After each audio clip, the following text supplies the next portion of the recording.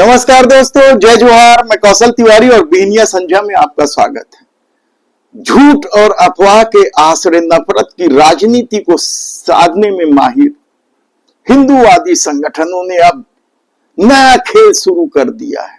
Supreme court में इस नए वक्फ संशोधन विधेयक का क्या हश्र होगा, यह तो भविष्य के गर्भ में है, लेकिन दोनों सदनों में पास होने के बाद राष्ट्रपति ने भी इस पर हस्ताक्षर करके इसे कानूनी रूप दे दिया है। ऐसे में संसद के भीतर जो बहस हुई वह बेहद ही तीखी बहस हुई और अब हिंदूवादी संगठनों ने फतवा जारी कर दिया है उन सांसदों के खिलाफ जिन्होंने लोकसभा और राज्यसभा में वक्फ संशोधन बिल का विरोध करते हुए वोट किए थे, मत दिए थे।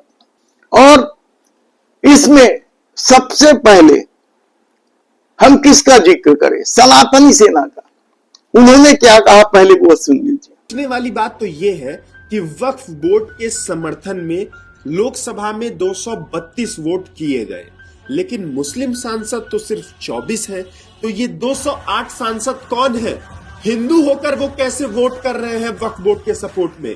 और अगर वक्फ बोर्ड के सपोर्ट में वो वोट कर रहे हैं तो हिंदू कैसे? ये हिंदू नहीं, ये हिजड़े हिंदू है। ये वो हिंदू है जो कि अपने राजनीतिक करियर के फायदे के लिए हिंदुओं के स्वाभिमान और सम्मान पे लात मार रहे हैं। करोड़ों हिंदुओं के ऊपर अत्याचार हो रहा है वक्फ बोर्ड के तहत। लाखों एकड़ जमीन गमन कर लिया है वक्फ बोर्ड ने, पूरा गांव का गांव हिंदुओं का ले लिया, और वहां 208 सांसद हिंदू होकर वक्फ बोर्ड को सपोर्ट कर रहे हैं कि नहीं नहीं, वक्फ बोर्ड तो बहुत अच्छा है, मौलाना साहब तो बहुत अच्छा कर रहे हैं गांव गांव भर जमीन हिंदुओं की लेकर। ये वही हिजड़े हिंदू हैं जो कि सिर्फ अपना फायदा, अपना परिवार का फायदा देखते हैं, पूरे राष्ट्र और हिंदुत्व का नहीं। अंग्रेज तो मुट्ठी भर आए थे, पर ऐसे ही हिंदुओं को उन्होंने टुकड़े फेंक कर अपना कुत्ता बनाया और उन हिंदुओं ने अपने ही भाई बहनों का गला काटा। तो ये हैं सनातनी सेना के युवा कर्णधार, जिन्होंने सीधे सीधे उन सांसदों का जिन्होंने वक्फ संशोधन बिल का विरोध किया है उन्हें गद्दार तक कह दिया। तो दूसरी तरफ कथावाचक देवकी नंदन ठाकुर, उन्होंने क्या कहा, पहले सुनिए। अभी सदन में वक्फ बिल पास हुआ है, रात के 12 बजे तक बहस चली है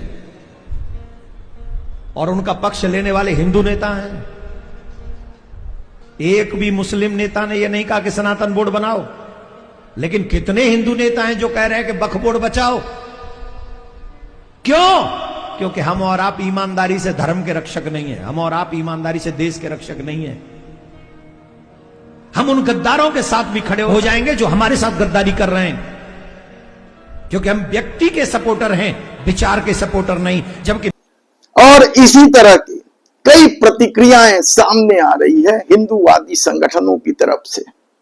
क्या इस देश में इसी तरह का माहौल बनाकर चुनाव जीतने की कोशिश में लगे लोग इस हद तक गिर जाएंगे कि बिल का विरोध करने वालों को हिंदू ही नहीं मानेंगे?